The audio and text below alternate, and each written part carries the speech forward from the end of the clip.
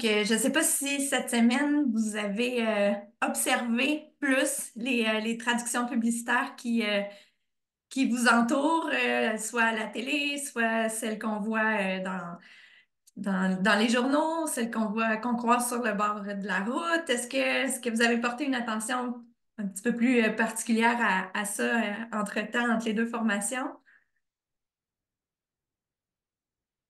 Je pense que c'est un des réflexes qu'il faut avoir lorsqu'on travaille beaucoup en adaptation publicitaire, c'est de vraiment observer ce qu'on voit autour de nous, observer comment les traductions ont été faites, puis les analyser. Est-ce que c'est bon? Est-ce que j'aurais fait autre chose? Quelle technique qui a été employée pour cette traduction-là? Est-ce qu'on voit que c'est une traduction qui est pas mal mot à mot, ou encore il y a quelque chose de plus créatif derrière ce qui a été utilisé. Des fois, on n'a pas nécessairement la traduction, mais on peut voir aussi ce qui a été fait directement en français. Puis ça, c'est intéressant, ça peut beaucoup nous inspirer. Il faut aller piger dans notre bassin à nous pour essayer de laisser tomber un petit peu les formules qui sont plus collées à l'anglais. Une bonne façon de s'en détacher, c'est vraiment de voir ce que nous, on a du côté du français comme ressource, puis de l'exploiter à fond de façon super créative en adaptation publicitaire. Donc, j'espère en tout cas que cette semaine, vous avez regardé un petit peu plus là, les, euh, les différentes traductions ou encore les différentes publicités. Mais je vous invite à le faire là, dans l'avenir pour, euh, pour vous garder inspiré puis vous garder aussi là, au fait de ce qui se fait dans le milieu de l'adaptation publicitaire. Donc, puis, euh, ce qu'on a fait aussi en prenant une semaine, oui, le cours est construit comme ça, mais mon but était de revenir sur une des stratégies de traduction, un des outils qui s'offrent à nous, qui est le recul. On n'en a pas parlé beaucoup parce que c'est assez simple à expliquer quand on veut se détacher du message en anglais. Il faut prendre une petite pause pour le laisser de côté. Il faut même jusqu'à aller à cacher physiquement le slogan de la publicité pour être capable d'arriver à plonger dans notre propre vocabulaire en français, nos propres idées, nos propres ressources. Puis le recul, ben, ça sert à ça. Donc, on prend du temps. Non seulement on cache la publicité, on essaie de ne pas regarder le message en anglais, mais aussi de prendre du temps loin de cette publicité-là. On continue de façon intuitive à travailler là-dessus. Notre cerveau continue à travailler, même quand on dort, on reste sur cette idée-là. Puis des fois, il nous vient des éclairs de génie, des fois en pleine nuit. Des fois, c'est le matin avec un peu de repos. On dit, ah ben oui, c'est sûr, en français, on dirait telle chose, puis ça serait super bon. De prendre, que ce soit quelques heures ou quelques jours, dans notre cas, là, de repos par rapport à une adaptation, c'est souvent très, très bon là, pour le résultat final. On arrive avec des solutions peut-être plus idiomatiques, en fait, que si on était resté collé sur l'anglais, bien sûr, mais aussi si on n'avait pas pris le temps là, de réfléchir puis de revenir aux sources là, avec le français.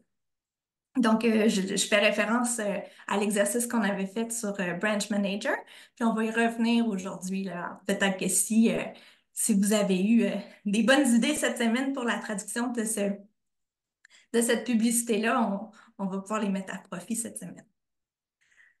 Euh, je fais un bref retour là, sur ce qu'on a vu la semaine passée. On a bien étudié la nature du texte publicitaire. Euh, donc, c'est quoi? Ça sert à quoi? On veut faire agir, on veut faire réagir, on veut utiliser tous les sens aussi, autant les sens, au terme, là, je pense à notre annonce de boulangerie où on venait chercher là, l'odeur, le goût, évidemment, le toucher. On va aller chercher la personne là, très, très loin dans ses sens, dans ses besoins, dans sa psychologie. Donc, ça va très loin. La structure, puis le processus de création d'une publicité va très loin. Ça doit être réfléchi pour avoir le résultat escompté. Donc, de bien comprendre ça permet au traducteur de dire, OK, bon, ben, c'est quoi l'idée derrière cette publicité-là? On va jouer sur quelle corde, quel besoin on va aller gratter un besoin réel ou fictif, mais sur quoi on va aller jouer avec notre consommateur pour le convaincre qu'il a besoin d'acheter, qu'il a besoin de faire tel geste, qu'il a besoin de cliquer sur un lien ou peu importe. Mais tout ça doit être réfléchi puis fondé sur un peu des principes justement là, de psycho, de rhétorique aussi. Alors, faut être capable d'aller vraiment bien décoder ce qui se passe de ce côté-là.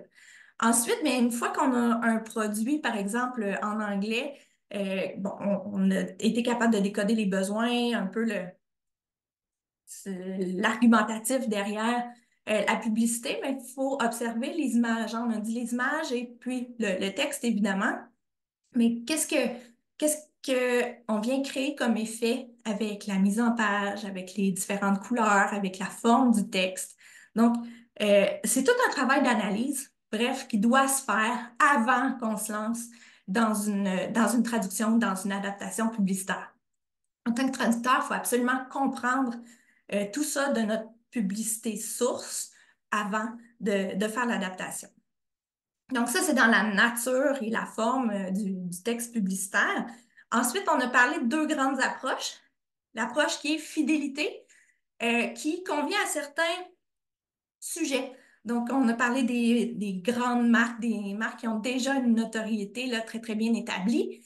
À ce moment-là, on n'aura pas besoin d'une grande créativité. On n'a pas besoin d'attirer l'attention. C'est déjà juste par les couleurs, juste par le logo, les gens reconnaissent la marque et bon, ça demande un effort qui est moindre là, pour la publicité. Ou encore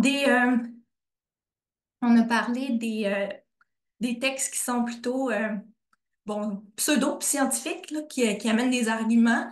À ce moment-là, bon, on a un petit peu moins besoin là, de créativité. On peut être plus fidèle, on peut y aller vers le mot à mot. Même chose pour les textes qui sont très ancrés dans la culture de l'autre. Donc, on a parlé des pâtes, en fait, ou des sauces tomates, par exemple, qui sont très liées à l'Italie. On pourrait passer aux marques de yogourt grec aussi, ou des trucs comme ça, où, bon, on est déjà dans un univers qu'on veut pas nécessairement changer. Ça fait partie des arguments de vente de rester dans cet univers de l'autre. Tandis que dans d'autres thématiques, là, on va vouloir se détacher complètement de l'autre. On va venir chercher plus une approche qui est technocentrique, donc se rapprocher de notre public cible et vraiment aller modifier le texte pour être capable de venir chercher notre public à nous. Donc, être usé de créativité, puis c'est là que entre en jeu là, tous les petits principes d'adaptation là, qu'on a vus et qu'on va continuer de voir aujourd'hui.